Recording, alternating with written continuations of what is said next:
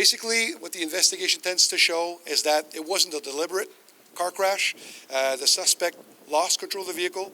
Our car accident specialists combed the scene and come to the conclusion that it wasn't a voluntary car crash, and even that there are traces showing that he tried to regain control of the vehicle prior to going off the road.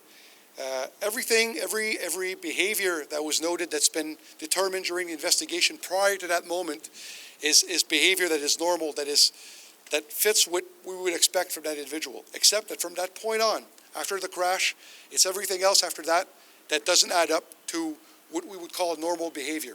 Now, what the investigation tends to show is that following the car crash, they walked into the woods, they crossed the highway, walked into the woods towards the south, a distance of 1.7 kilometers, where the suspect went into a shed that was there. We didn't find the daughter's DNA, but for us it simply means that they didn't go inside the building at that time.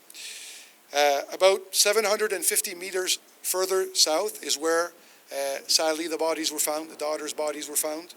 And at that point in time, we believe that while what the investigation shows with the autopsy reports is that while the daughters had been hurt in a car crash, they were killed. They were killed by a blunt object used by the suspect at that place, at that area.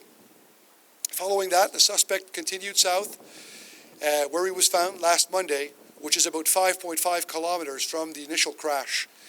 And basically, what we know now, today, given the autopsies, given the investigation, is that all these events that I just related to you all occurred in a very small time frame following the accident. We believe that on the morning of the 9th of July, sadly, all those sad events had already been played, and all three were already dead. For sure, there's going to be a post-mortem. For sure, we're going to look back, we're going to debrief, and we always want to be better for the next time. But we really feel that everything that could have done was done.